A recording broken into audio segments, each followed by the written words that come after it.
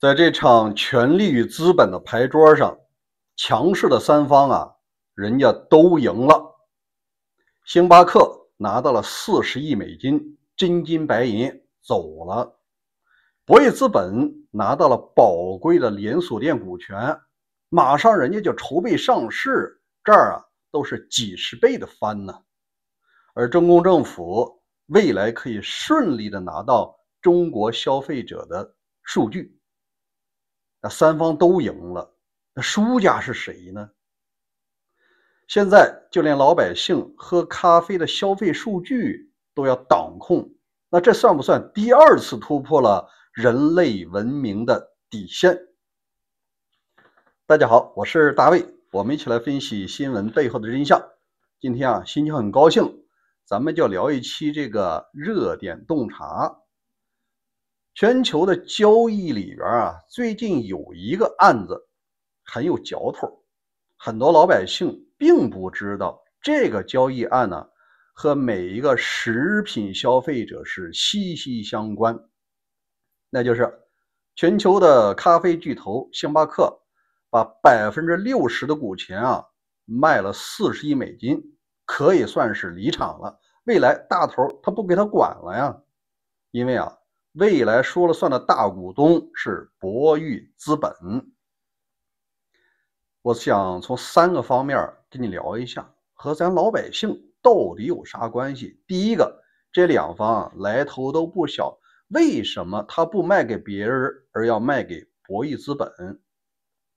在这儿我们必须得扯一下，星巴克进入中国的时候是在1999年，是江泽民当政时期，当时的招商引资那是人家江老大的功劳，这关系现在都过去20多年了。第二呢，中国入市是在01年，那人家提前就来了，多少都要给一些优惠。但是20多年过去了，星巴克遇到了2个问题，现在它解决不了。第一个那就是你怎么发展呢，终究会有人来查你消防问题各种偷税漏税的问题做不大。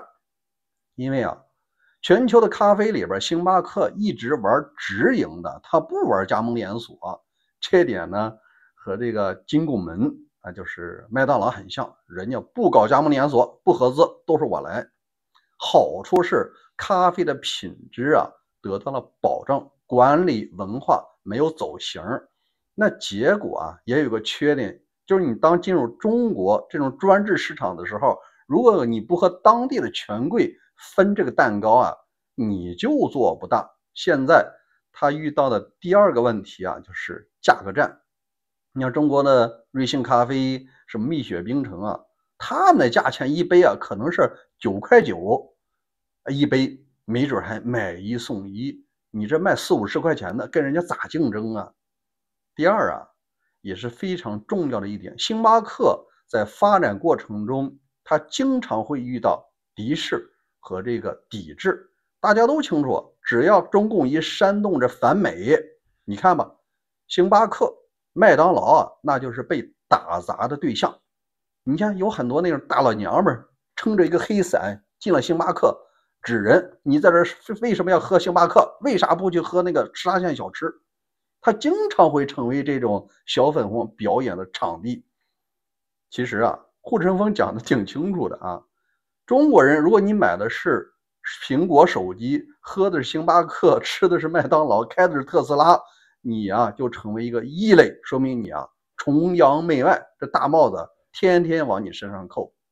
所以说，一个是品牌的和美国扯得太紧，第二价格战你干不过，你还不如认怂，在当地找个大哥，咱一块儿把这钱挣了。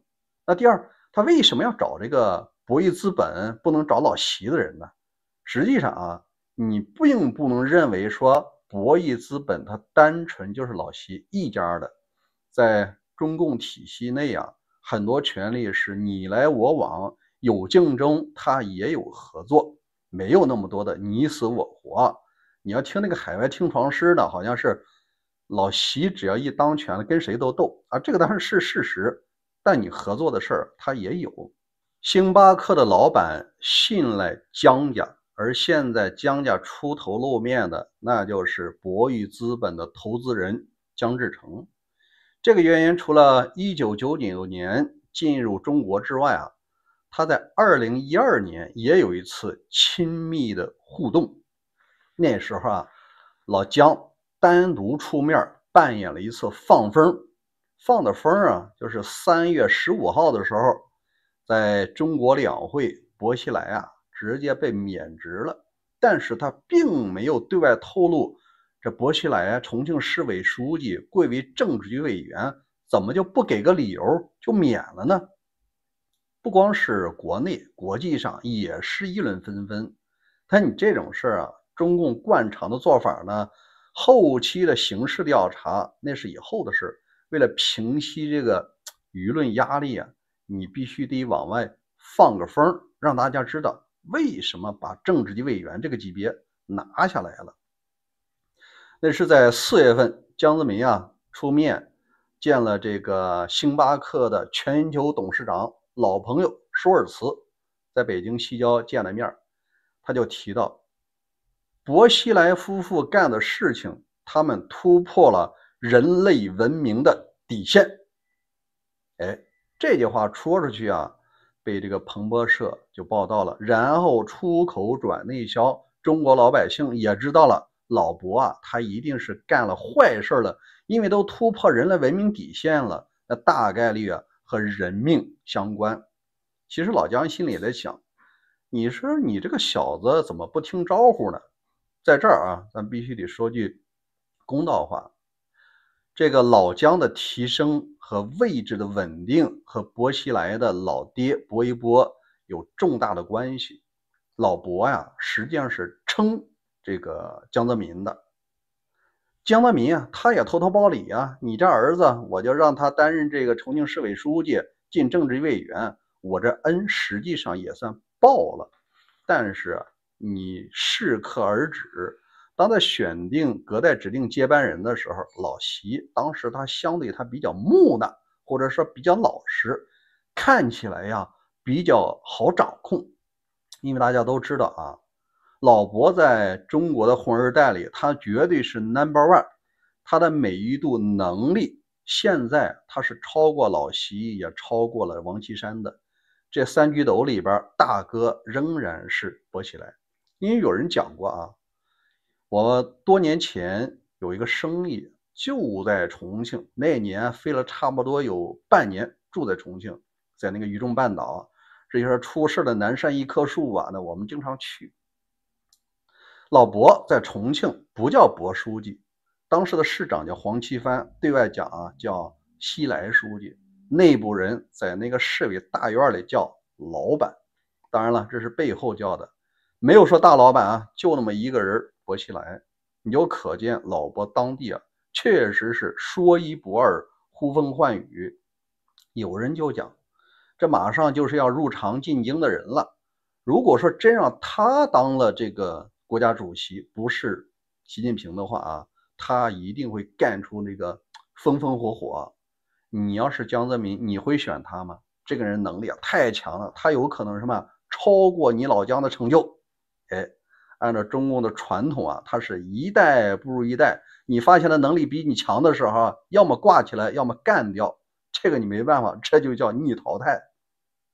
有人讲，你哪怕不给他国家主席，你让他去当政法委书记，真的接了这个周永康的班啊，他实际上就会成为另一个权力的中心，他一定会成为比这个老唐还要厉害的政法沙皇。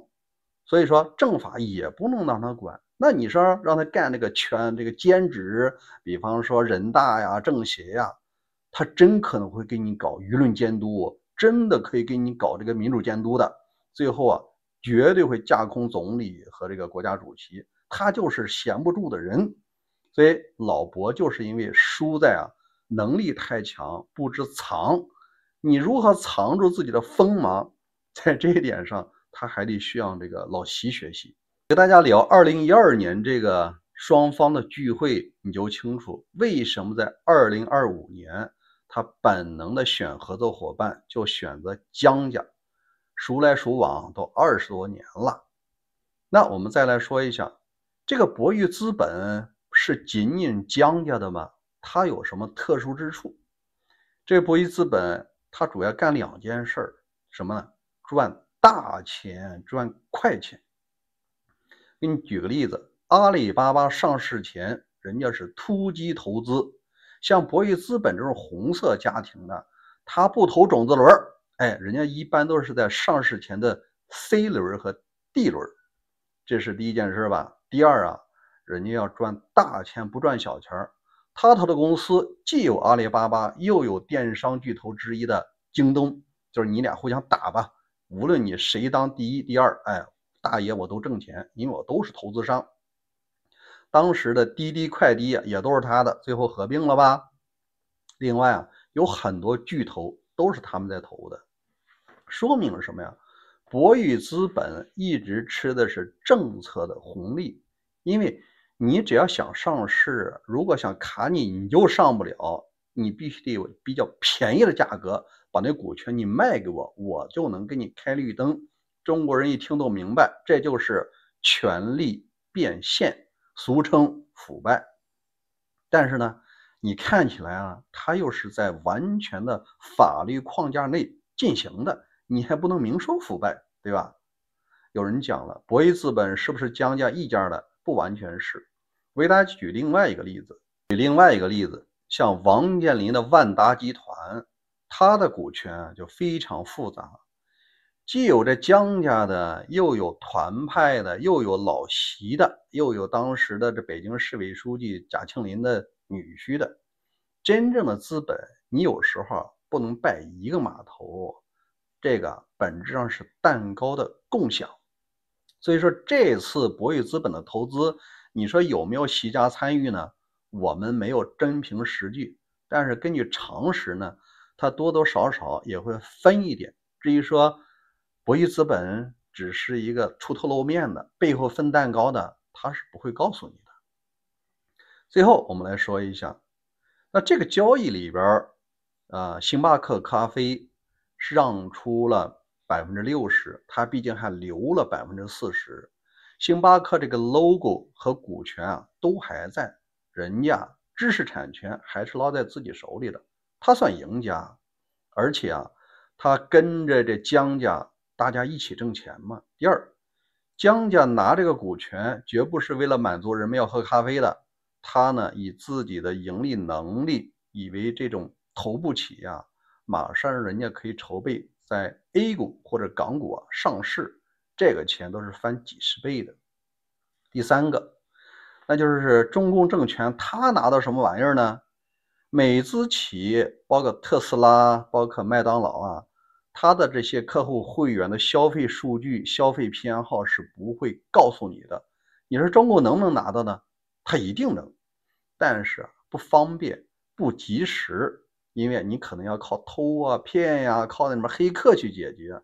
如果说他已经是党控了60%股权嘛，那这个数据接口就会向中共进行开放，因为星巴克在中国它扮演了一个以前特殊的角色，叫做所谓的第三空间，就是你除了家里和公司之外啊，第三个安全的场所就是星巴克，因为在这儿它可以得到2个东西，一个叫什么呀？安全，就是他吃到的咖啡里边没什么问题，没有科技与狠活那么多的色素，星巴克不放，因为它属于叫全球咖啡的采购。第二个就是安全的环境，虽然说比较简陋，但是你在聊的不用担心被什么偷录啊，被人这个出卖啊。美资公司啊不屑于干这种脏活，但现在不一样了，中国消费者再次进入星巴克咖啡的时候，他已经姓党了，你喝到的不太可能是全球3大产地的咖啡了，中南美啊，这个非洲还有亚太，咖啡真正好的也就3个，那接下来就有可能是吧，降低成本啊，那云南小粒咖啡会成为主要的供应商。至于说口味的发现跟南美不一样，那没关系啊，不是有科技与狠活吗？你想要啥口味就能给你调出啥口味，苏门答腊的口味，什么猫屎咖啡，你想要的那没有给你弄不出来的。这化学家一上场的话，大家心里都有数。第二，安全的数据与环境啊，这个可能也不会再出现了。中共就不会再用黑客手段了，直接介入，谁喝了多少咖啡，一年充了多少钱，你平时经常又去哪儿，那不就一清二楚吗？他一键就可以调取你现在正在哪个店喝咖啡了。以前他还得靠不太正常的手段，你看方便了吧？真正的输家恰恰就是中国的消费者。实际上，我们再引申一下，你即使不喝星巴克咖啡，你也会受到损失，是因为什么呀？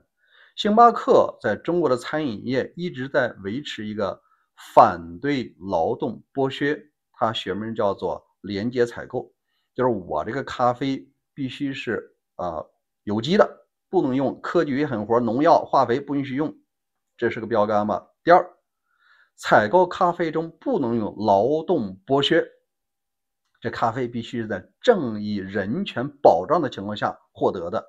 如果说咖啡星巴克现在姓党了，这个滑坡啊是一定的，慢慢来嘛。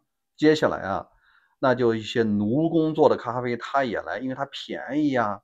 那结果就是中国老百姓喝的咖啡，你很难再摆脱科技与狠活，无论它是不是星巴克。最后我想说一下啊，星巴克的咖啡股权卖出只保留了40%，这个只是一个开始，未来有大量消费的企业也许都要走这条路，不然的话你是做不大的，不然就是3天2头来查你的店消防。其实还有个隐形的消费者是你看不到的，就是中国那些老老实实的咖啡经营者。为什么呀？因为星巴克已经不再是美资公司了，它是党控的咖啡店，它在跟你竞争的时候，你也许就会成为它收购的目标。